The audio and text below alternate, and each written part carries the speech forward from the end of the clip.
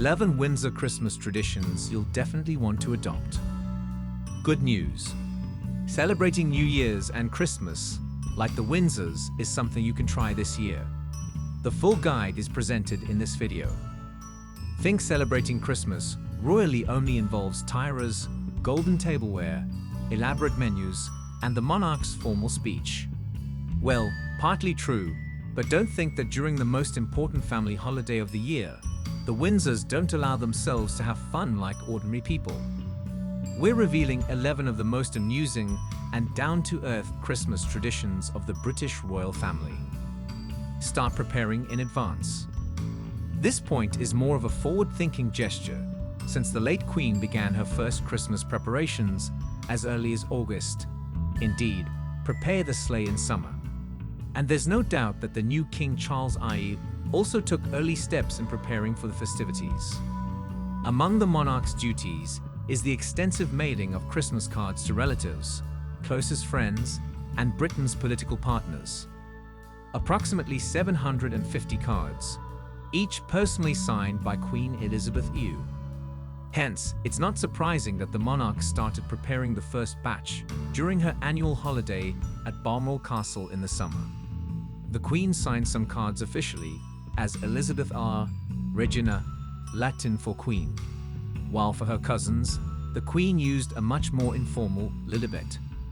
We'll soon see the first Christmas cards signed by the King, but we have no doubt he'll want to continue this endearing tradition during his reign. It's also the time when initial decisions are made about what gifts the monarch will give to the staff, and which schools and churches will receive Christmas trees from the royal court. In short, time management in all its glory. Celebrate away from the city.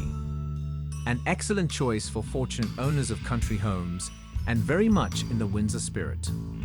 During the holidays, the British royal family strives to be with their closest circle and get away from London.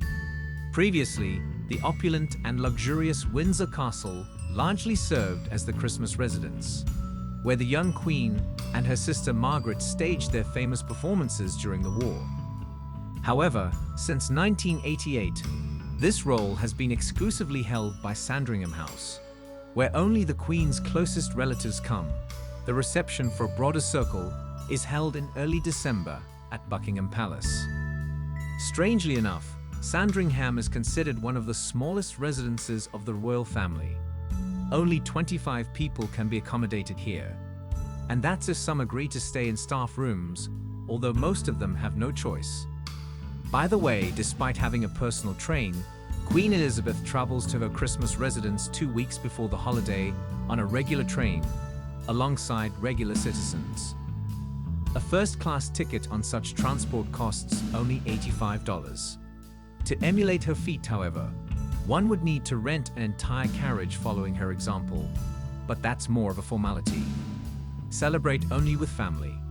A family celebration is just that, a family celebration, and the Windsors understand this perfectly. No friends, distant relatives, Elizabeth already met them in Buckingham, or even significant others are invited to Sandringham. At one point, even Kate Middleton didn't receive an invitation to celebrate Christmas in the Queen's family. Despite being engaged, though, remembering Prince Harry's beloved, Meghan Markle, they did find a spot. Traditionally, the right to celebrate the main holiday of the year with the Queen is exclusively extended to her direct descendants and their spouses. That's why relatives of Princess Diana were never invited to Sandringham, just as the Middleton family isn't invited nowadays. The exception was occasionally made for Sarah Ferguson, Prince Andrew's ex-wife, to please young Beatrice and Eugenie.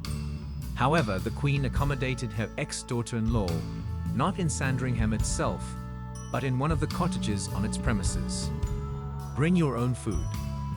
Do your guests bring salads they prepared at their homes to the communal table? If so, continue this wonderful tradition because, strangely enough, the Windsors do the same. Of course, they don't cook themselves, entrusting this responsibility to their chefs. Nonetheless, if any family member wishes to bring something to the dinner, for instance, Prince Charles brings plums from his garden in Gloucestershire every year. The Queen graciously allows placing that dish on the table. play outdoor games. An excellent tradition that can not only unite the entire family, but also pass the tedious daytime hours before the holiday when dinner is still being prepared. And watching the same movies year after year isn't appealing anymore.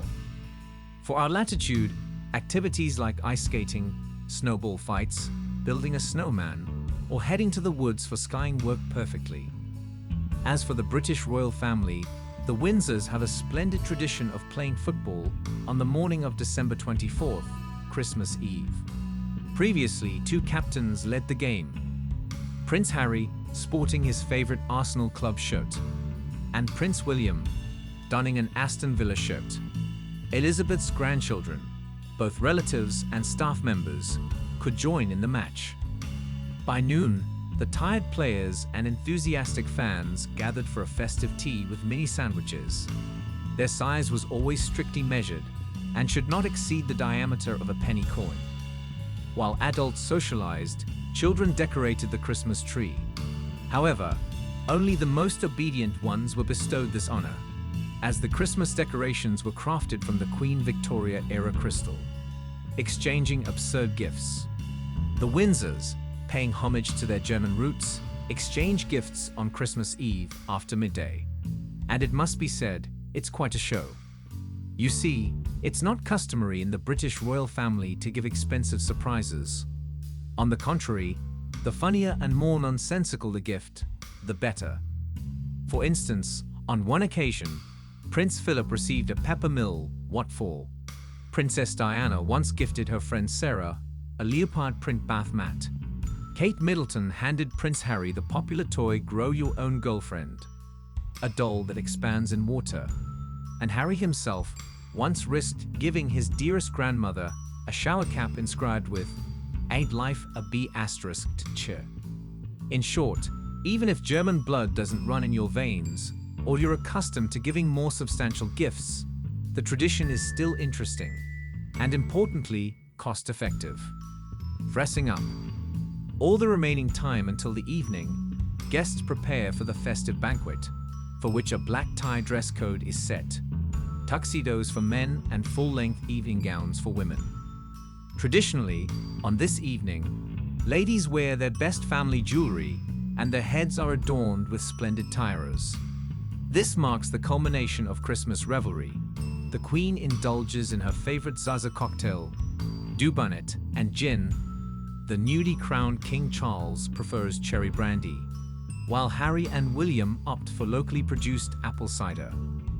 To add a touch of ceremony to your celebration and surprise your household, you could try creating menu cards with positions in the menu, even if just in your native language, playing charades and watching movies. As you've already understood, the main celebration in Sandringham takes place on December 24th.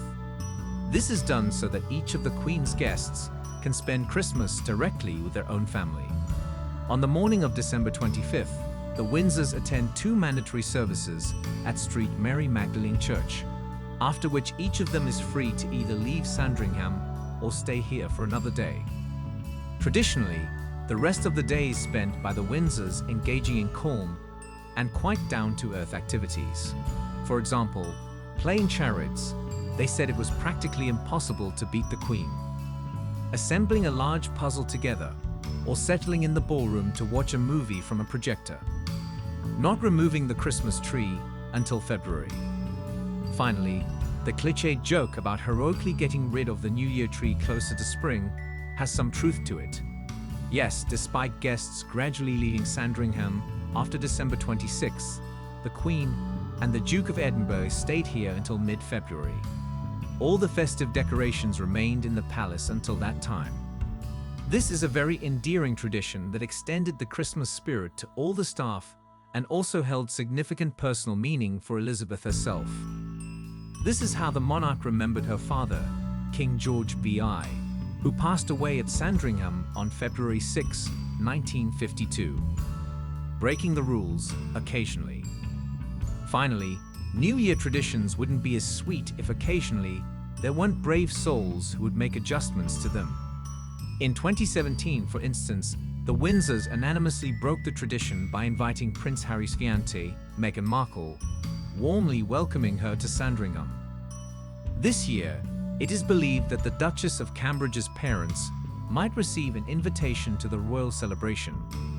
Although traditionally, relatives from the bride's side are not invited to the party. For a long time, the Middletons, for example, could not achieve this honor and only joined the Windsors for the Christmas service once. This year, the new king might make a pleasant exception. However, not only Elizabeth could break traditions, but, for example, the Duke and Duchess of Cambridge could as well, as the interests of their own family, and more importantly, their little children, for whom the Sandringham schedule might be too tiring, are always a priority. That's why occasionally they refuse to visit the Queen, either arranging a quiet celebration at their former residence, Anne Hall, or visiting the Duchess's parents in Berkshire. The Cambridge family doesn't always attend the mandatory service at St. Mary Magdalene Church for all the Windsors. This was the case in 2016, which, among other things, resulted in the saddest Christmas for the royal family in its modern history. However, over the 3 Christmas holidays, from December 24th to 26th, Kate and William always found a moment to honor their late grandmother by at least attending one event. It's not surprising. After all, the Queen traditionally spent a lot of energy and time to ensure that all her Christmas preparations were successful. So the conclusion here is, welcome the New Year and Christmas with a big family, but occasionally dare to celebrate among only the closest.